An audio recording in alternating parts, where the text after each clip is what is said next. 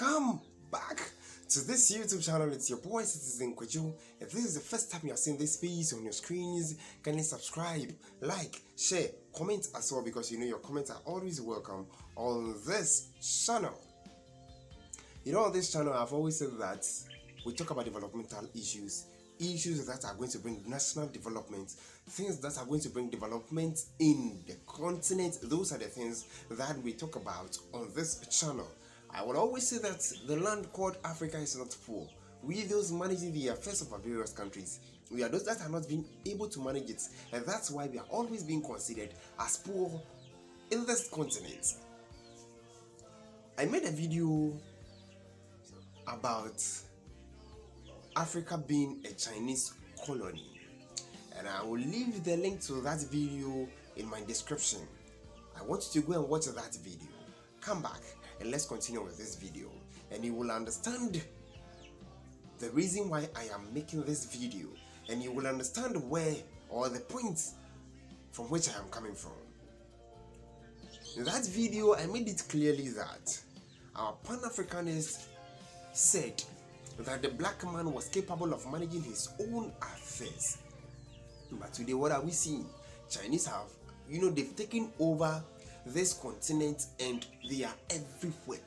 Not just that, they are here even establishing businesses and all that. They are collapsing the continent gradually.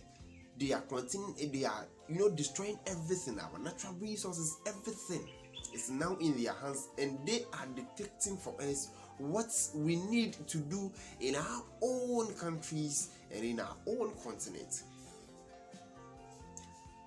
You might or might not believe this.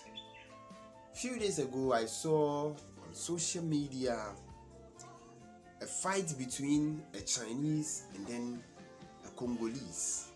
Yes, I think I'm getting it right. And even if he is not a Congolese, he is an African, and that's why, as a citizen of my continent, I need to talk about this.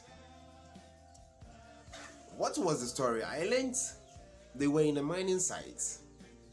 These Chinese and these Africans were in a mining site, and this man or this African came. He is the safety officer I learned over there. So he came to take account of whatever was going on over there as a safety officer. And then this Chinese man got angry. He started fighting the African, the man who owns his land. You, the foreigner, started fighting him. He picked, a big stick, started fighting this African. He nearly brought his intestines out. I'm going to show you pictures of what transpired between them. And one annoying thing that got me pissed, when the fight was going on, fellow Africans who were there were watching them. They were fighting. Nobody even had the guts to go and support their fellow brother.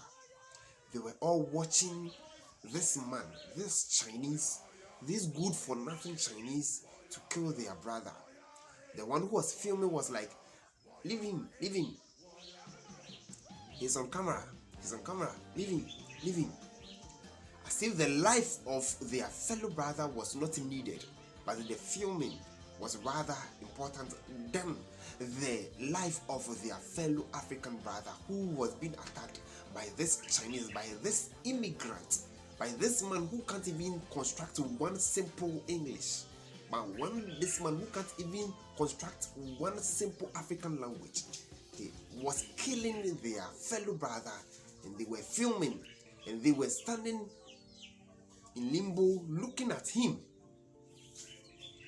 They saw the filming much more important than saving the life of their fellow African brother. And if we live in a continent and in a country like this, how do we expect these foreigners to respect us? How do you expect them to take us? when they were fighting, you had every opportunity to deal with that immigrant, to let him know that, look, you are an investor. You are not the owner of this land. You are just an investor. And so you can't come into our land and kill our fellow brother and go scot-free. Few days later, I saw pictures of this African lying in the hospital, and these Chinese were there consoling him. That is extreme madness. If he had died, that would have been the end. You people would have been there weeping, crocodile tears, showing sign of remorse. Meanwhile, you people were all over when they were fighting. Africans need to think now. We need to think, because we can't allow foreigners to be taking our lands.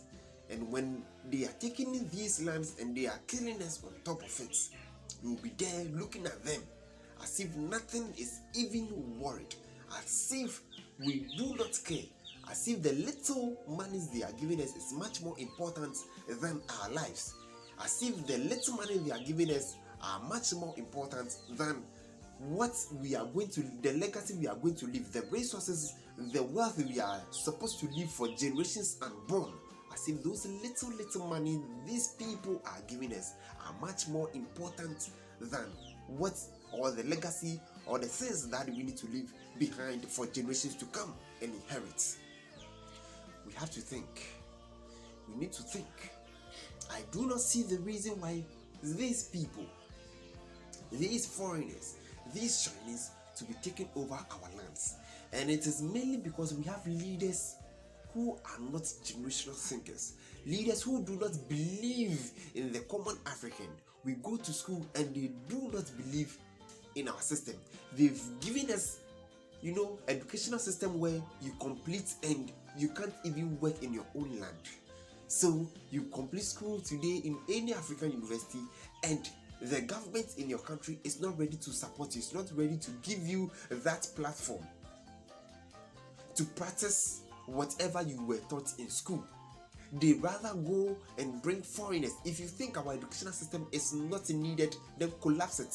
Then don't even give us this education, because if you should give us education and we complete and we are not being allowed to, showcase what we were taught in our own schools, and you go and bring foreigners to come and mine our natural resources, you go and bring foreigners to come and take control of whatever is due us, then kindly collapse this educational system you people have given to us, because it makes no sense.